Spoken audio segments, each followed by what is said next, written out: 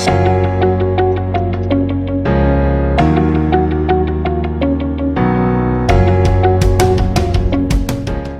My dear lovely students, आप सभी का स्वागत है आपके अपने यूट्यूब चैनल पीपीआई ट्यूटोरियल के पेड कोर्स क्लासेज में। मैं साक्षी आज आप लोग को हिंदी पढ़ाऊंगी, तो चलिए अपने इस हिंदी के क्लास को शुरू करते हैं। बच्चों, आज ही हमारी हिंदी का दूसरा क्लास है। इससे पहले क्लास में हम लोगों ने बात किया था कि हमारी हिंदी की सिलेबस क्या है, हमारा स्ट्रैटेजी क्या होगा, कैसे पढ़ेंगे हम हिंदी को, और इस पे भी बात किया था कि हमारे जो डाउट्स हैं वो कैसे क्लियर होंगे। तो आप लोगों को कल ही मैंने बताया था कि हमारा स्ट्रैटेजी ऐसा रहेगा कि पहले हम लोग प्रीवियस ईयर्स क्वेश्चन करेंगे, देन अपना थ्योरी का पोर्शन करेंगे। प्रीवियस ईयर्स क्वेश्चन स्टार्ट करने का यही कारण है कि आप अच्छे से समझ पाओ कि एग्ज़ाम में किस तरह के क्वेश्चंस आते हैं, उसके बाद हम लोग थ्योरी करें। ठीक है, तो चलिए हमारे प्रीवियस ईयर्स क्वेश्चन सीरीज का आज ये पहला क्लास शुरू करते हैं। आज ये हमारे प्रीवियस ईयर्स क्वेश्चन सीरीज का पहला क्लास है और आज हम लोग करने जा रहे हैं 2006 का क्वेश्चन। ठीक है, 2006 में आपसे पूछ रहा है हिंदी की मूल उत्पत्ति हुई है। क्या पूछ रहा है आपसे? हिंदी की मूल उत्पत्ति हुई है। ऑप्शन में दे रखे हैं ए में मगधी से, बी में वैदिक संस्कृत से, सी में लौकिक संस्कृत से और डी में दिया है सौरसेनी अपभ्रंश से। तो बच्चों इसका आंसर हो जाएगा ऑप्शन नंबर डी, सौरसेनी अपभ्रंश। कुछ बच्चे के मन में डाउट हो रहा होगा कि सारे भाषाओं की जननी, हिंदी की जननी, हिंदी भाषा की जननी तो हिंदी संस्कृत है, फिर मैम कैसे बता रही है कि आप सौरसेनी अपभ्रंश है। तो मैं आपको बता दूं बच्चों कि संस्कृत से हिंदी आते आते भाषा के कई चरण में, मतलब भाषा के कई चरण आए। जैसे संस्कृत के बाद पाली, पाली के बाद प्राकृत, प्राकृत के बाद अपभ्रंश, अपभ्रंश के ही जो कुछ देसी और अपभ्रंश के ही जो कुछ देसी और सरल भाषा थे उसको हम लोगों ने अवहट कहा। अपभ्रंश के देसी भाषा को और सरल भाषा को हम लोगों ने अवहट कहा और अवहट से हमारी हिंदी भाषा का विकास हुआ। ठीक है, तो इसीलिए ये अपभ्रंश जो है भाषा के अंतिम चरण में, मतलब भाषा के विकास के अंतिम चरण में अपभ्रंश भाषा का विकास हुआ। इसी के जो देसी और सरल भाषा थे उसको हम लोगों ने हिंदी में, इसी अपभ्रंश के जो देसी और सरल भाषा थे उसको हम लोगों ने अवहट कहा और इसी अवहट से हमारा हिंदी आया। तो इसलिए हम लोग कहते हैं कि हिंदी की मूल उत्पत्ति हुई है आपके सौरसेनी अपभ्रंश से या फिर अपभ्रंश से। तो इसमें किसी को कोई डाउट नहीं है। अगर आपके एग्ज़ाम में दे देगा कि आपके हिंदी भाषा का विकास किस भाषा से हुआ तो भी आप अपभ्रंश लगाएंगे। आपसे पूछ देगा कि हिंदी का उद्भव किससे हुआ तो भी आप अपभ्रंश लगाएंगे। क्लियर है? ठीक है, तो चलिए हम लोग नेक्स्ट क्वेश्चन की ओर बढ़ते हैं। 2 नंबर क्वेश्चन में आपसे पूछ रहा है हिंदी निम्नलिखित में से किस लिपि में लिखी जाती है। ये हिंदी भाषा किस लिपि में लिखी जाती है और ऑप्शन ए में दिया हुआ है गुरुमुखी, बी में दिया हुआ ब्राह्मी, सी में दिया हुआ है देवनागरी और डी में दिया हुआ खरोष्टी। ये तो बहुत आसान क्वेश्चन है। आप सभी जानते हैं कि हिंदी जो है हमारी देवनागरी लिपि में लिखी जाती है। ठीक है, तो क्या हो जाएगा answer? Option number C, Devanagari. इससे बच्चों एक और क्वेश्चन बन सकता है, आपके एग्जाम में पूछ लेंगे ऐसे कि देवनागरी लिपि का विकास किस लिपि से हुआ था। तो हमारी देवनागरी लिपि का विकास ब्राह्मी लिपि से हुआ था। ठीक है, हमारी देवनागरी लिपि का विकास किस लिपि से हुआ था? तो ब्राह्मी लिपि से। ये जो ब्राह्मी है इसी से हमारी देवनागरी लिपि का विकास हुआ था। अब बात कर लेते हैं गुरुमुखी की। तो इसका अर्थ होता है गुरु के मुंह से निकली हुई, गुरु के मुंह से निकली हुई। और इसे आपके एग्ज़ाम में ऐसे क्वेश्चन पूछ सकता है कि पंजाबी भाषा किस लिपि में लिखी जाती है। तो किस लिपि में लिखी जाती है बच्चों? पंजाबी भाषा गुरुमुखी लिपि में लिखी जाती है। इसको मैं लिख देती हूँ, पंजाबी भाषा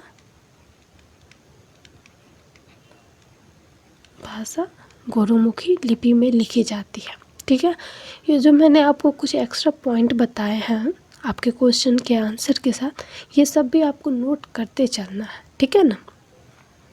बात करें खरोष्ठी लिपि की, तो इसको गांधारी लिपि भी बोलते हैं। अफ़गानिस्तान और पाकिस्तान की तरफ अभी भी ये लिखे जाते हैं, क्योंकि गांधार को ही नया नाम अफ़गानिस्तान बोलते हैं हम लोग। और खरोष्ठी लिपि में बच्चों सम्राट अशोक के कुछ अभिलेख मिले हैं। शाहबाज गढ़ी और मनसेहरा, ये मनसेहरा और शाहबाज गढ़ी जो है, ये मनसेहरा, ये शाहबाज गढ़ी, ये जो है ना अभिलेख सम्राट अशोक के, ये किस में लिखा हुआ है? तो खरोष्ठी लिपि या गांधारी लिपि में। ठीक है, क्लियर है सभी को। यहाँ से आपका एक और क्वेश्चन पूछ लिया जाता है कि हमारे जो संविधान में किस अनुच्छेद में लिखा है कि संघ की भाषा हिंदी और लिपि देवनागरी हो। क्या संघ की भाषा हिंदी और लिपि देवनागरी होगी, ये किस अनुच्छेद में लिखा है? तो बच्चों अनुच्छेद 343 में लिखा हुआ है कि हमारे जो संघ की भाषा है वो हिंदी होगी, मतलब राज्य भाषा हिंदी होगी, और लिपि देवनागरी होगी। आपके राज्य भाषा हिंदी से एक और क्वेश्चन बनता है, पूछ लिया जाता है किसी किसी एग्ज़ाम में, आपको जीके में इसमें भी पूछ सकता है, इम्पोर्टेंट है, कि हिंदी को राज्य भाषा के रूप में कब स्वीकारा गया? हिंदी को राज्य भाषा के रूप में कब स्वीकारा गया? तो आपको 14 सितंबर 1949 को हिंदी को राजभाषा के रूप में स्वीकारा गया था। ठीक है, सभी कोई नोट कर लेंगे कि हिंदी को राजभाषा के रूप में 14 सितंबर 1949 को स्वीकारा गया था। और इसी 14 सितंबर को हम लोग क्या मनाते हैं? हिंदी दिवस। क्लियर है सभी को। इसी तरह हम लोग सारे क्वेश्चंस को डिटेल में करेंगे। ठीक है, चलिए हमारे अब नेक्स्ट क्वेश्चन की ओर बढ़ते हैं।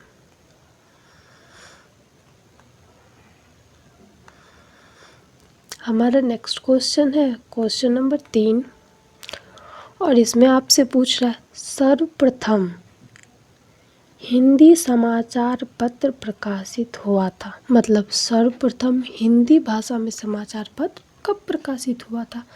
ऑप्शन ए में दिया हुआ 1821 को, ऑप्शन बी में दिया हुआ सन 1849 को, ऑप्शन सी में दिया हुआ सन 1826 को, और ऑप्शन डी में दिया हुआ सन 1827 को।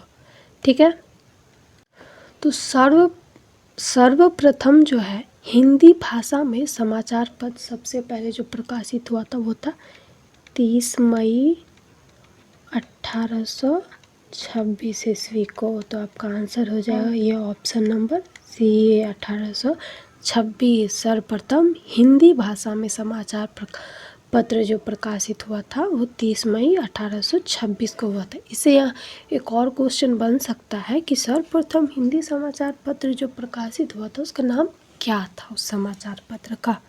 ठीक है, तो समाचार पत्र का नाम था हमारा उदंत मार्तंड। उदंत मार्तंड, इसको नोट कर लेंगे। ठीक है, कि उदंत मार्तंड जो है सर्वप्रथम हिंदी भाषा में प्रकाशित होने वाला समाचार पत्र था। ठीक है, अब बच्चों यहाँ पर तो पूछा था कि सर्वप्रथम हिंदी समाचार पत्र प्रकाशित हुआ था, तो हमने बता दिया 30 मई 1826 ईस्वी को उदंत मार्तंड। लेकिन आपके एग्जाम में एक और क्वेश्चन ऐसे पूछ लेते हैं कि सर्वप्रथम भारतीय भाषा में, यहाँ हिंदी है ना, हिंदी नहीं, किसी भी भारतीय भाषा में प्रकाशित होने वाला समाचार पत्र कौन सा था? कौन सा था सर्वप्रथम किसी भी भारतीय भाषा में प्रकाशित होने वाला समाचार पत्र? तो वो था दिग्दर्शक। दिग्दर्शक कितना ईस्वी में प्रकाशित हुआ था? तो 1818 ईस्वी में। 1818 ईस्वी में हमारा दिग्दर्शक प्रकाशित हुआ था। और इसकी भाषा क्या थी? तो ये बंगाली भाषा में प्रकाशित हुआ था। ठीक है, बांग्ला में ये दिग्दर्शक प्रकाशित हुआ था। यहाँ से एक और क्वेश्चन बन जाता है कि निर्विवाद रूप से सर्वप्रथम भारतीय भाषा में, आपको ये ध्यान देना है, हिंदी भाषा और भारतीय भाषा में अंतर है। तो इससे आपको पूछ लेगा कि निर्विवाद रूप से भारतीय भाषा में प्रकाशित होने वाला प्रथम समाचार पत्र, नहीं, पहला समाचार पत्र ऐसे पूछ लेगा तो वो क्या हो जाएगा आपका बच्चों?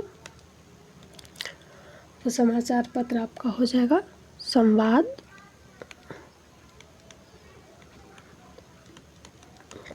कौमुदी। संवाद कौमुदी जो था आपका निर्विवाद रूप से पहला भारतीय भाषा में प्रकाशित होने वाला समाचार पत्र था, जो 1821 में इसका प्रकाशन हुआ था।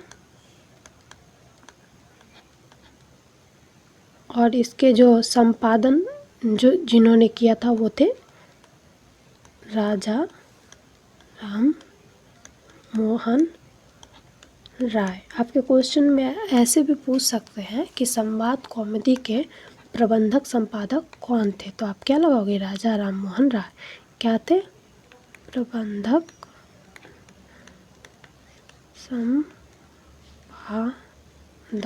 कौन थे संवाद कौमुदी के? तो राजा राम मोहन राय। ये सभी पॉइंट को आप लोग नोट करते चलेंगे अपने नोट्स में। और जितना भी एक्स्ट्रा पॉइंट बता रहे ये सब जीके में आपके लिए बहुत ज़्यादा इम्पोर्टेंट। अब सभी जानते हैं जीके का तो कोई सिलेबस नहीं होता, वो अंडर दिस का है, सभी जीके ही है। ठीक है, तो चलिए हमारे नेक्स्ट क्वेश्चन की ओर बढ़ते हैं। हमारा नेक्स्ट क्वेश्चन है क्वेश्चन नंबर 4। ठीक है, क्वेश्चन नंबर 4 में आपसे पूछ रहा है विष्ठा शब्द का तद्भव शब्द क्या है? विष्ठा जो एक तत्सम शब्द है और इसका बोल रहा है कि तद्भव शब्द क्या है। तो बच्चों सबसे पहले हम लोग देखेंगे कि तत्सम और तद्भव होता क्या है। ठीक है, तत्सम और यहाँ तद्भव। ठीक है, तो तत्सम जो है तत् प्लस सम से मिलकर बना हुआ है और तद्भव जो है वो तत् प्लस भव से बना है। ठीक है, तत् का मतलब होता है उसके किसके? तो संस्कृत के। और सम का मतलब होता है समान। तो क्या हो गया? तत्सम हो गया उसके समान, अर्थात संस्कृत के समान। ठीक है, संस्कृत के जो शब्द हम लोग सीधे परिवर्तन नहीं किए, जो संस्कृत के शब्द है बिना परिवर्तन के जो हम लोग हिंदी में उपयोग करते हैं उसको तत्सम कहते हैं। ठीक है, और ये तद्भव मतलब होता है, तत् मतलब उसके, भव मतलब होना या फिर परिवर्तन, यहाँ हो गया।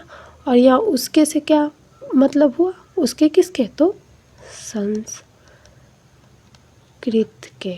संस्कृत के शब्द में परिवर्तन करके जो हिंदी में शब्द प्रयोग करते हैं उसको हम लोग तद्भव कहते हैं। ठीक है, ये परिवर्तन वाले शब्द। ठीक है, तो जो सीधे संस्कृत शब्द होंगे वो तत्सम हो गया और जो हिंदी में परिवर्तन कर देते हैं हम लोग, वो तद्भव हो गए। सभी को क्लियर है कि तत्सम किसको कहते हैं और तद्भव किसको कहते हैं। हम लोग तत्सम कहते हैं संस्कृत के ही शब्द को तत्सम कहते हैं, और संस्कृत के शब्द में जब हम लोग परिवर्तन कर देते हैं तो उसको तद्भव कहते हैं। ठीक है, तो चलिए हम लोग क्वेश्चंस की ओर बढ़ते हैं।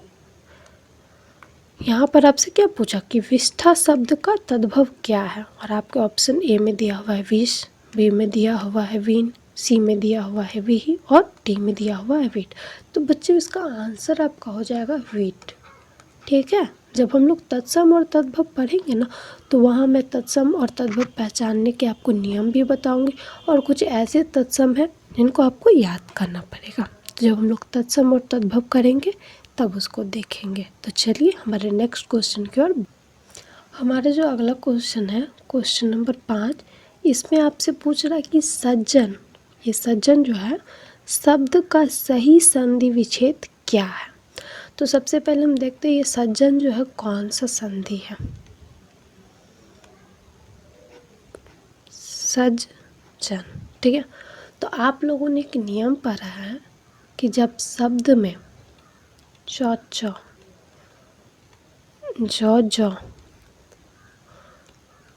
ल ल और नौ नौ हो तो ये जो आधा वर्ण है वो त हो जाता है, आधा वर्ण त हो जाता है, और ये बाद वाला ऐसे के ऐसे लिख देते। तो इसका पहले संधि विच्छेद कैसे हो जाएगा, सत जोड़ जन, ठीक है, सत जोड़ जन हो गया ये। तो इसका ये संधि विच्छेद हो गया सत जोड़ जन हमारे नियम के हिसाब से, क्योंकि यहाँ पर आधा जौ और जौ है, और ये आपका कौन सा संधि है, तो ये आपका व्यंजन संधि है। ठीक है, और यहाँ पर जौ जौ जो है इसलिए हम एक जौ को त में बदल दिए और दूसरा जन को वैसे ही लिख दिए, तो इसका हो गया सत प्लस जन। तो ये देखते हैं कि कौन से ऑप्शन में दिया हुआ है सत प्लस जन। ओह, आपके ऑप्शन नंबर ए में ही दे रखा है सत प्लस जन, तो आपका ये हो जाएगा सही संधि विच्छेद सत प्लस जन। जब हम लोग संधि का टॉपिक पढ़ेंगे ना तो डिटेल में पढ़ेंगे, व्यंजन संधि, स्वर्ग संधि और विसर्ग संधि। स्वर संधि के जो 5 भेद है उनको भी पहचानने का और उसके विच्छेद करने के नियम को भी हम लोग पढ़ेंगे, ताकि आपके एग्जाम में संधि से जो भी आए तो छूटे नहीं, क्योंकि संधि बहुत इंपॉर्टेंट टॉपिक है। ठीक है, तो चलिए अपने नेक्स्ट क्वेश्चन की ओर बढ़ते हैं। हमारा जो अगला क्वेश्चन है क्वेश्चन नंबर 6, इसमें आपसे पूछ रहा है क्वेश्चन नंबर 6 में गंगा यमुना में कौन सा समास है। ठीक है, ऑप्शन में दे रखा है अव्ययी भाव समास, बी में द्विगु समास, सी में द्वंद्व समास और डी में तत्पुरुष समास। तो ये जो गंगा और यमुना है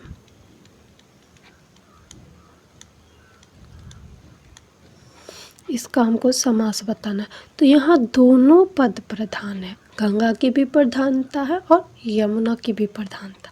तो जिस समास में दोनों पद की प्रधानता हो, कौन से समास कहते हैं उसको। ठीक है बच्चों, तो उसको हम लोग कहते हैं द्वंद्व समास। द्वंद्व समास में दोनों पद की प्रधानता होती है। ठीक है, तो ये आपका आंसर हो जाएगा ऑप्शन नंबर सी, द्वंद्व समास। अब आगे हम लोग अव्ययी भाव समास भी देख लेते हैं। अव्ययी भाव समास, इसमें बोलते हैं ना कि जिसका पहला पद प्रधान हो, इसका पहचानने का नियम है पहला पद प्रधान हो, अव्ययी भाव समास कहते हैं। और इसमें जो है ना बच्चों उपसर्ग लगा होता है। क्या लगा होता है, उपसर्ग। उपसर्ग जो है शब्द के आगे लगकर उसके अर्थ को बदल देता है। ठीक है, तो इसका आपका क्या हो जाएगा उदाहरण, जैसे यथा संभव, आजन्म, प्रतिदिन, प्रति वर्ष, सब में उपसर्ग लगा है। यथा, आ, प्रति और प्रति वर्ष। ठीक है, एक और आपका अव्ययी भाव समास पहचानने का नियम है कि अगर शब्द की पुनरावृत्ति हो रही हो तो उसे भी अव्ययी भाव समास ही कहते हैं। जैसे मैं बोलूँ धरा धर, ठीक है। इसकी पुनरावृत्ति हो रही है, जैसे बोलूं रातों रात, ठीक है। तो ये सब आपका क्या हो गया, अव्ययी भाव समास होगा। अब हम लोग द्विगु समास भी देख लेते हैं। द्विगु समास हम लोग उसको कहते हैं जिसका पूर्व पद मतलब पहला पद जो हो संख्यावाची हो, जैसे नवग्रह, नवग्रह, दोपहर, पंचतंत्र, ये सब आपके द्विगु समास के उदाहरण हो गए, क्योंकि इसमें पहला पद क्या है, संख्यावाची। अगर बात करें हम लोग तत्पुरुष समास की, तो इसमें उत्तर पद प्रधान होता है, मतलब दूसरा पद प्रधान होता है, और इसमें कर्ता का जो होता है चिन्ह होता है, जिसका लोप हो जाता है। जैसे मैं बोलूँ माखन चोर, तो क्या हो गया, माखन को चुराने वाला, माखन को चुराने वाला, या माखन से ज़्यादा ये जो चोर है इसकी प्रधानता है। ये चोर कौन सा है, माखन को चुराने वाला है, लेकिन ये माखन को चुराने वाला, ठीक है। तो ये आपका हो गया माखन चोर, इसमें ये कर्ता चिन्ह हो गया। और एक उदाहरण देते हैं हम लोग, गंगा जल, गंगा जल क्या हो गया, गंगा का जल, ठीक है। गंगा जल का मतलब हो गया गंगा का जल, किसका जल, तो गंगा का जल, यहाँ जल की प्रधानता है, ठीक है। इसलिए कहते हैं कि तत्पुरुष समास में जो है, इसलिए कहते हैं कि तत्पुरुष समास में जो है उत्तर पद की प्रधानता होती। सभी को समझ में आ रहा है? तो चलिए हम लोग दूसरे क्वेश्चन की ओर बढ़ते हैं। हमारा जो अगला क्वेश्चन है, क्वेश्चन नंबर 7 है, ठीक है।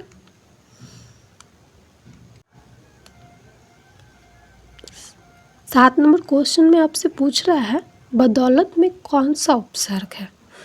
उपसर्ग, तो सबसे पहले हम लोग जानेंगे उपसर्ग किसको कहते हैं, ठीक है। किसी भी शब्द के आगे में जुड़कर उनके अर्थ में परिवर्तन करते हैं या विशेषता लाते हैं। क्या करते हैं, किसी भी शब्द के पहले, जैसे ये जय है, इसमें हम परा जोड़ देंगे तो ये एक नया शब्द बन गया, क्या, परा जय। और परा क्या है, उपसर्ग। ये क्या किया, जय के आगे लग के इसका अर्थ बदल दिया, ठीक है। तो यहाँ पे आपसे पूछ रहा है बदौलत में कौन सा उपसर्ग है, बदौलत में कौन सा उपसर्ग है। तो ये जो दौलत है आपका एक शब्द है, ठीक है। दौलत एक शब्द है और इसके आगे क्या लगा हुआ है, ब, तो बदौलत में कौन सा उपसर्ग हो गया, बदौलत में ब उपसर्ग हो गया। बदौलत में कौन सा उपसर्ग है, ब है। तो आइए देखते हैं किस ऑप्शन में दे रखा है, ब, ठीक है। आपके ऑप्शन नंबर ए में ही दे रहा है ब, तो आपको बदौलत का क्या हो जाएगा उपसर्ग, ब, ठीक है। समझ में आ गई सभी को। जब उपसर्ग पढ़ेंगे तो प्रत्यय भी पढ़ेंगे हम लोग अच्छे से, तो उसमें आप लोग का और ये टॉपिक क्लियर हो जाएगा। तो चलिए अब हम दूसरे क्वेश्चन की ओर बढ़ते हैं। हमारा जो अगला क्वेश्चन है, क्वेश्चन नंबर 8, इसमें आपसे पूछ रहा है बच्चों, निषेध शब्द का विलोम क्या है। और ऑप्शन में दिया हुआ है ए स्वीकृत, बी स्वीकार, सी विधि और डी निश्चित।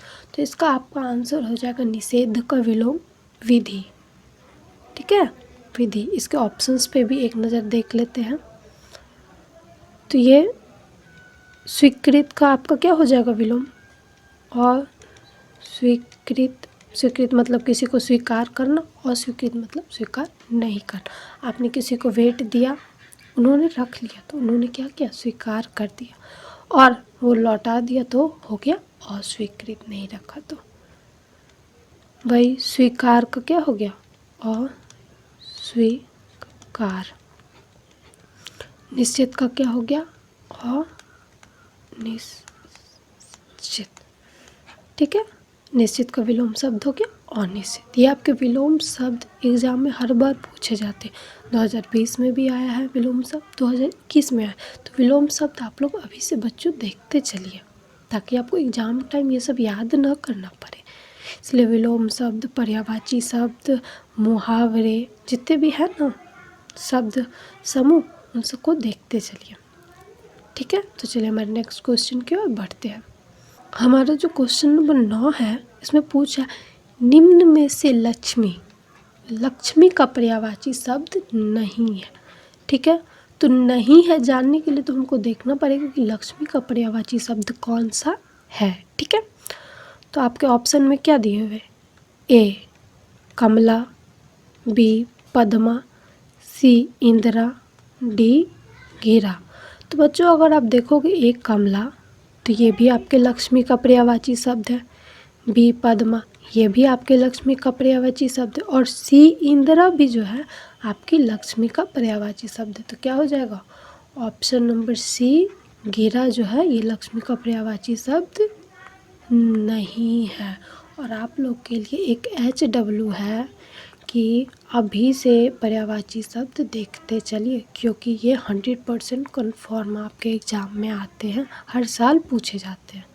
1-2 साल ऐसा हुआ हो जिसमें नहीं पूछा हो, नहीं तो हर साल पूछे जाते हैं। एक क्वेश्चन पूछा मतलब 5 नंबर आपके, अगर अभी से आप देखते चलोगे तो। ठीक है, चलिए हम नेक्स्ट क्वेश्चन की ओर बढ़ते हैं। क्वेश्चन नंबर 10 में आपसे पूछ रहा है शिव का उपासक क्या कहलाता है। तो आप सभी को पता है शिव का उपासक क्या कहलाता है। चलिए आइए पहले ऑप्शन देख लेते हैं। ऑप्शन ए में दिया हुआ है शिव भक्त, बी में दिया हुआ है शाक्त, सी में दिया हुआ है शैव और डी में दिया हुआ है वैष्णव। तो भगवान शिव के जो उपासक है ना, उसको हम लोग क्या कहते हैं, शैव। क्या कहते हैं, शैव। भगवान शिव के उपासक को कहते हैं शैव। और ये शाक्त माता के जो उपासक है ना, माता के, उनको कहते हैं शैव या देवी के उपासक। अगर आपके एग्जाम में कभी पूछ दे कि देवी के उपासक को क्या कहते हैं, तो क्या हो जाएगा, शाक्त। ठीक है, और ये जो ऑप्शन डी में दिया है वैष्णव, तो भगवान विष्णु के, किसके, भगवान विष्णु के जो भी उपासक है उसको हम लोग कहते हैं वैष्णव। ठीक है, यहाँ तो किसी को कोई दिक्कत नहीं होनी चाहिए। और अगर आपको दिक्कत होता है किसी भी क्वेश्चन में, तो आप लोग उसमें एक ऐसे स्टार बना लोगे, ऐसे या फिर ऐसे, जैसे भी हो, एक स्टार या एक हैच का साइन जो भी हो आप लोग बनाते चलेंगे। क्योंकि जब आपके, हम लोगों को कितना करना है, 2006 से 2021 तक के प्रीवियस ईयर्स करने हैं। ठीक है, तो 2006 से जब 13 तक आप कर लेंगे, तब एक लाइव सेशन होगा आपका 8 इयर्स का प्रीवियस ईयर होने के बाद। उसमें जितने भी आपके डाउट्स होंगे ना, जितने भी आपके मन में क्वेश्चंस होंगे, तो आप पूछेंगे और मैं आपको वही लाइव सेशन में बताऊंगी कि आपका इस क्वेश्चन का आंसर ये होगा, इस क्वेश्चन में आपको ये दिक्कत हुई तो क्यों दिक्कत हुई, आपको पूछना है। इसीलिए अभी से सब में स्टार लगा के चलिए।